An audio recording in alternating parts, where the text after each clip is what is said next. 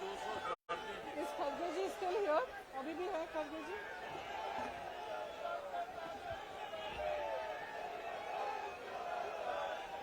इस खरगे जी still here?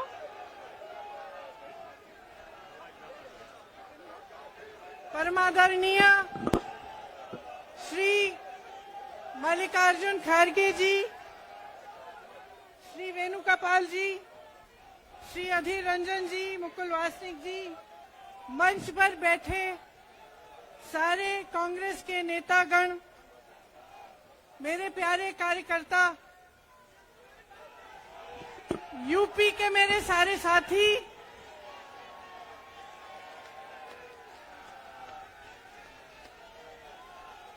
हम आज यहाँ, सुनाई दे रहा है?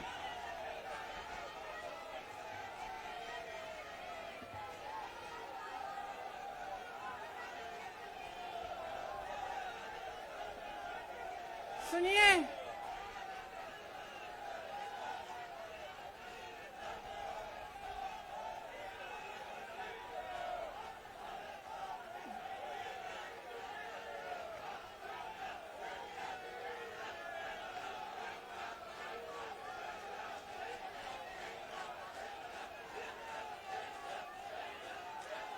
अब बोलूं? इजाजत है?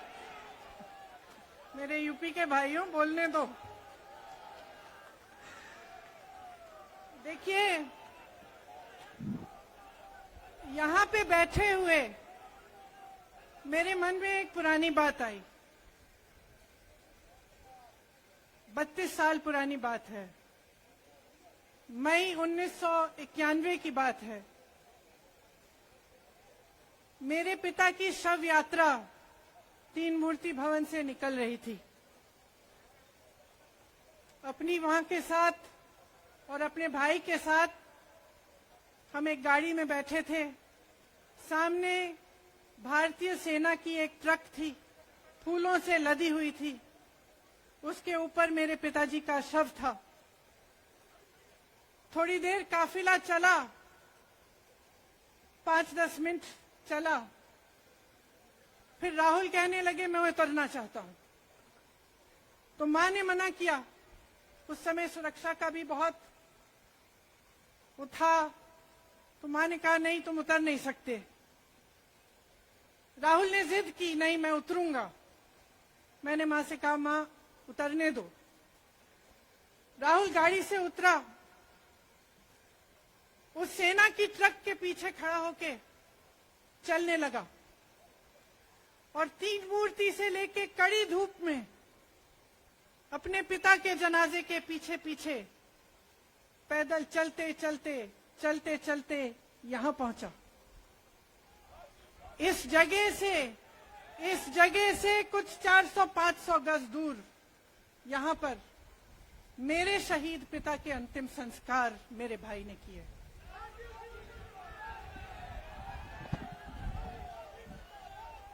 सुनिए,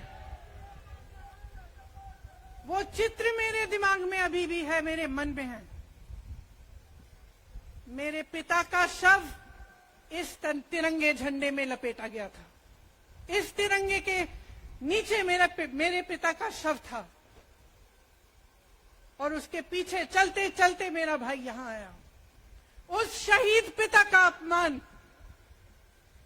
भरी संसद में किया जाता है। उस शहीद के बेटे को आप देशद्रोही कहते हैं, आप मीर जाफर कहते हैं, उसकी आप मां का अपमान करते हैं।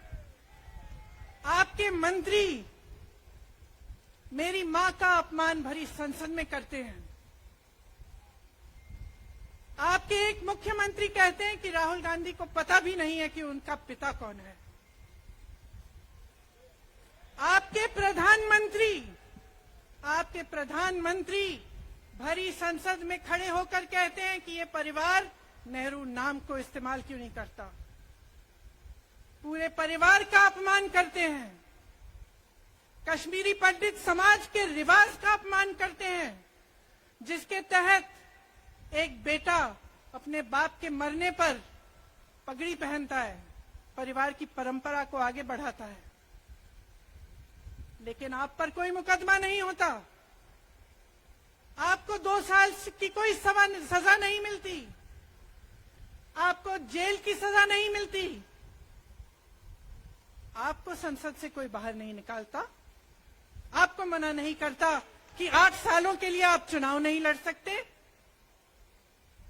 क्यों? मैं पूछना चाहती हूं क्यों? आज तक हम चुप रहे हैं, हमारे परिवार का अपमान करते गए करते गए करते गए। मेरे भाई ने क्या कहा? संसद में वो मोदी जी के पास गए और उनसे गले लगे। मेरे भाई ने कहा, मैं आपसे नफरत नहीं करता हूं, मेरे दिल में आपके लिए कोई नफरत नहीं है, हमारी विचारधारा अलग है, लेकिन हमारी नफरत की विचारधारा नहीं है। तो मैं पूछना चाहती हूं, एक आदमी का कितना अपमान करोगे? कितना अपमान करोगे? क्या यही है इस देश की परंपरा? आप परिवारवादी कहते हैं, तो भगवान राम कौन थे?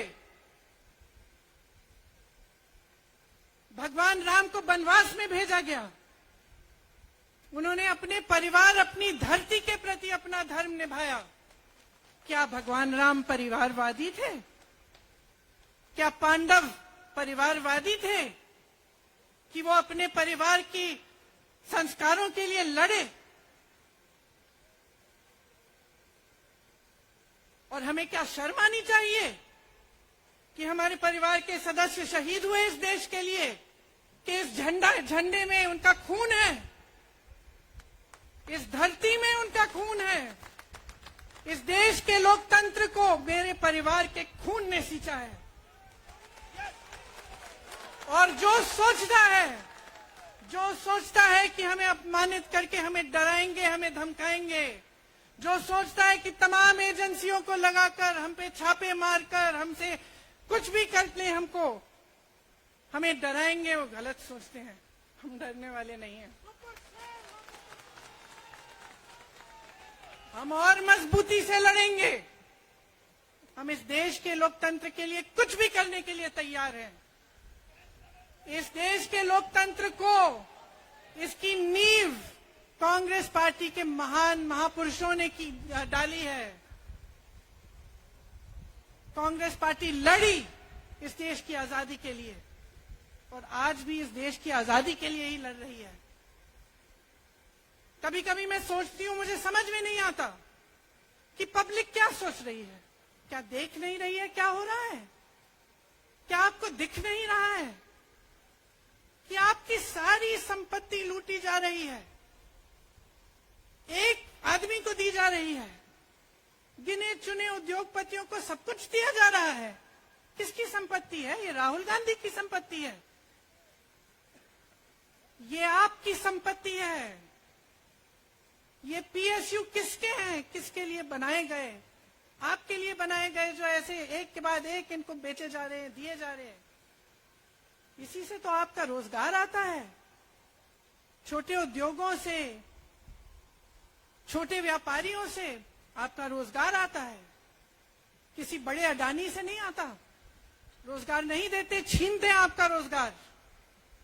तो आप समझ क्यों नहीं पा रहे हैं? आप गैस के सिलेंडर के लिए 1000 रुपए दे रहे हैं, और यहां आपकी सारी संपत्ति किसी को सौंपी जा रही है। राहुल गांधी जी ने क्या कहा? अरे कौन सा इतना बड़ा जुल्म कर लिया कि आपसे 2 सवाल पूछ लिए, जवाब नहीं दे पाए ना, घबरा गए। और जो अहंकारी होते हैं, तानाशाह होते हैं, क्या करते हैं? जब सवालों का जवाब नहीं दे पाते तो पूरी सत्ता को लेकर जनता को दबाने की कोशिश करते हैं। जो सवाल उठाता है उसको दबाने की कोशिश करते हैं।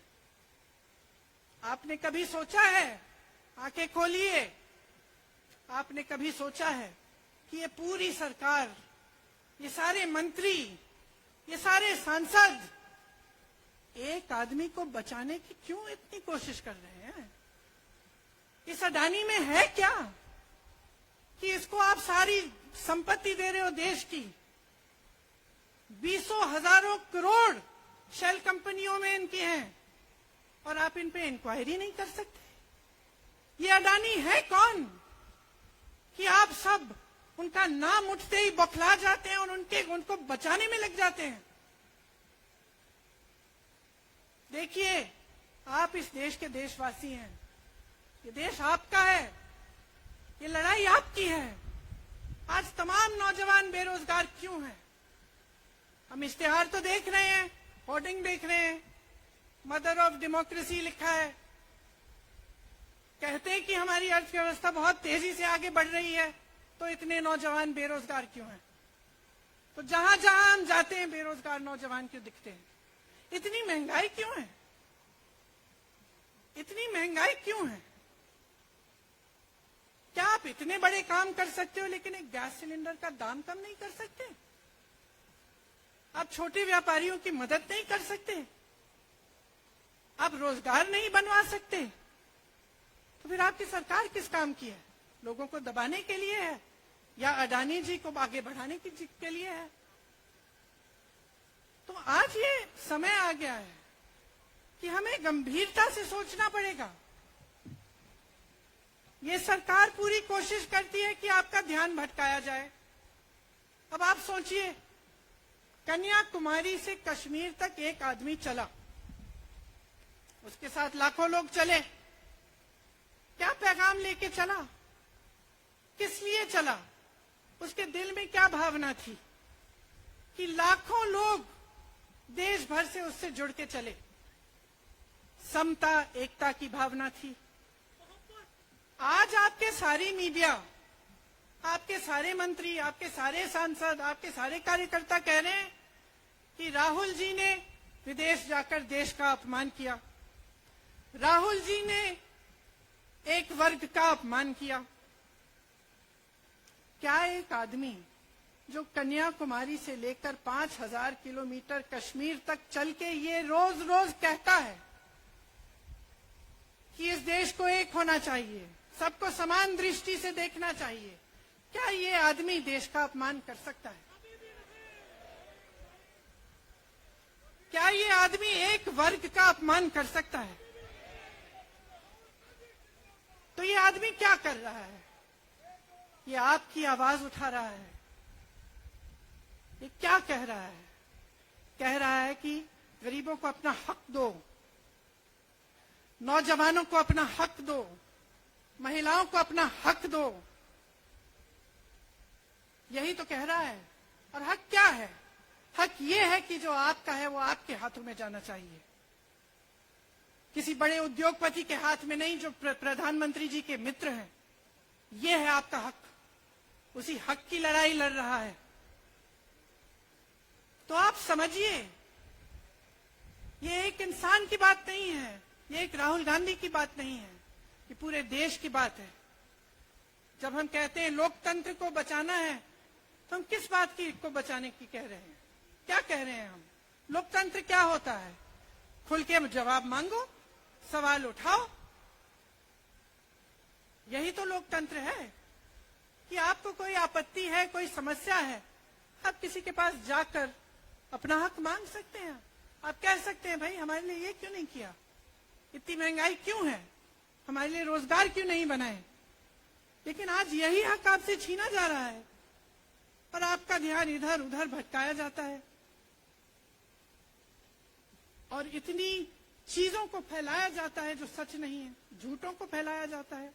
आप सोचिए, राहुल गांधी दुनिया के सबसे बड़े जो शिक्षा के संस्थान है वहां से पढ़ के आए हैं। हार्वर्ड और कैम्ब्रिज की उनकी डिग्री है। कैम्ब्रिज से उन्होंने इकोनॉमिक्स में मास्टर्स डिग्री, एमफिल डिग्री उनको मिली। आप उसको पप्पू बनाते हैं। पूरे देश भर में आपकी सहायता के साथ मेरे मीडिया के दोस्तों, डिग्री आपने देखी नहीं, सच्चाई आपने देखा नहीं, उनको पप्पू बना दिया। फिर पता चला कि ये पप्पू तो यात्रा में निकल आया और पता चला कि ये तो पप्पू है ही नहीं। इसके साथ तो लाखों लोग चल रहे हैं। ये ईमानदार भी है, ये सब बातों को समझता भी है, ये जनता के बीच जा रहा है जनता की समस्याओं को सुन रहा है, तो जनता इसके साथ चली जा रही है। तो घबरा गए कि राहुल गांधी ने संसद में वो सवाल उठाए जिनका उनके पास जवाब नहीं है।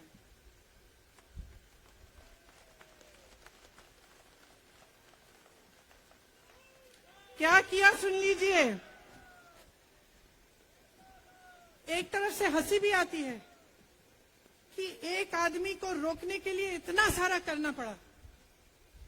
जिस आदमी ने राहुल जी के खिलाफ सूरत में कंप्लेंट लगाई, आपको मालूम है कि पिछले साल उसने खुद कचहरी में जाके बोला इस पे आप स्टे लगा दीजिए। 1 साल के लिए अपने ही केस पे स्टे लगवाया।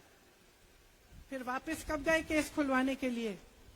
राहुल गांधी के संसद में अडानी के भाषण देने के 1 हफ्ते बाद। 1 हफ्ते बाद वो आदमी वापस जाता है, कहता है केस खोल दी, सुन लीजिए अब हम तैयार हैं। 1 महीने के अंदर अंदर जज कह देते हैं कि राहुल गांधी को 2 साल की सजा मिलेगी। आपने देखा इस देश में कितने केस हैं कि जेल में 10 साल के लिए पड़े रहते हैं, उनकी सुनवाई नहीं होती। ये तो सुनवाई भी फट से हो गई, जजमेंट भी फट से हो गई, सजा भी फट से हो गई। और आपने कह दिया अगले दिन कि 8 सालों के लिए ये चुनाव नहीं लड़ सकते, संसद से बाहर कर देंगे इनको। वाह वाह वाह वाह वाह वाह, बहुत धैर्य है आप में। अरे कायर है इस देश का प्रधानमंत्री। लगा दो केस मुझ पर, लगा दो केस मुझ पर, जेल ले जाओ मुझे भी, लेकिन सच्चाई ये है कि इस देश का प्रधानमंत्री कायर है।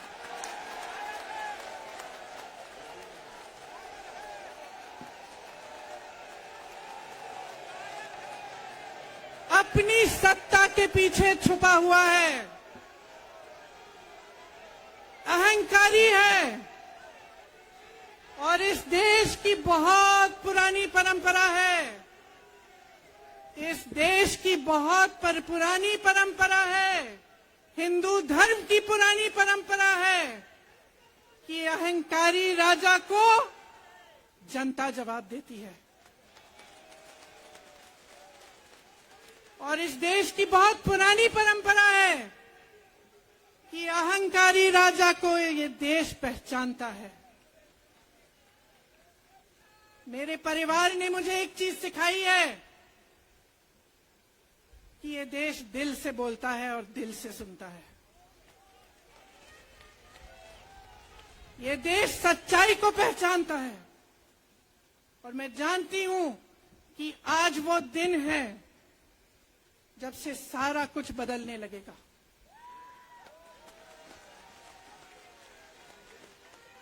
मेरे मीडिया के साथियों, मैं आपसे कहना चाहती हूं, बहुत हो गया है, बहुत हो गया है। मैं जानती हूं आप पर कितना दबाव है। मैं जानती हूं कि आपको लाइन भेजी जाती है कि आज आपको ये कहना है, आज आपको ये लिखना है। लेकिन आपकी एक बहुत बड़ी जिम्मेदारी है। आज लोकतंत्र खतरे में है। अगर सरकार सवाल उठाने वाले को 8 सालों के लिए संसद से निकाल सकती है, अगर कह सकती है कि तुम्हें चुनाव लड़ने की ही इजाजत नहीं है, तो बहुत गड़बड़ है, बहुत गलत हो रहा है। और ये लोकतंत्र के लिए ठीक नहीं है, ये इस देश के लिए ठीक नहीं है। जब आप पत्रकार बने, शुरू में जब आप काम के लिए आए, तो आपके दिल में भी ये होगी बात कि देश के लिए मैं सच्चाई बोलूंगा, मैं सच्चाई बोलूंगी। आज आप बोल नहीं पा रहे हैं, हिम्मत करिए, खड़े हो जाइए आप भी। और जैसे खड़गे जी ने कहा कि तमाम पार्टियों ने आज अपनी आवाज उठाई है, उनका हम सब धन्यवाद देते हैं। और हम सबको एक होना पड़ेगा। इसलिए होना पड़ेगा क्योंकि आज ये देश खतरे में है।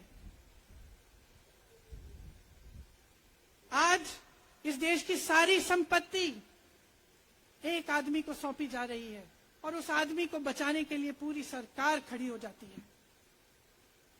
बहुत गलत हो रहा है। अगर आज मेरे भाइयों और बहनों आप इसको पहचान नहीं पाएंगे तो इस देश को बहुत खतरे में डाल देंगे। इसीलिए यहां खड़े हुए महात्मा गांधी जी की समाधि के कुछ ही गज दूर खड़े हुए मैं आपको याद दिलाती हूं कि कितनों ने इस देश के लिए अपना खून बहाया है, कितनों ने इस देश की धरती, इस देश की आजादी के लिए अपना खून बहाया है। ये अफसर हैं यहाँ तैनात खड़े हैं, इसी तरह से इनके भाई सरहद पे खड़े होते हैं हमारे लिए, आज भी अपना खून बहा रहे हैं। क्या इसके लिए? क्या अडानी जी के लिए? कि अपने देश के किसान के लिए, अपने देश के गरीब के लिए, अपने देश के छोटे व्यापारियों के लिए, महिलाओं के लिए, अपने बच्चों के भविष्य के लिए हम सब अपनी जान देने के लिए तैयार हैं। तो मैं आपसे आग्रह करती हूं मेरे देशवासियों, आंखें खोल लो, समय आ गया है, डरो मत। राहुल गांधी के शब्दों में डरो मत, इनका सामना करने का समय आ गया है। एकजुट हो जाओ, सामना करो, इस देश की सच्चाई को उभारो, इस देश की एकता को बनाए रखो और इस देश को आगे बढ़ाओ। जय हिंद, जय हिंद, जय हिंद।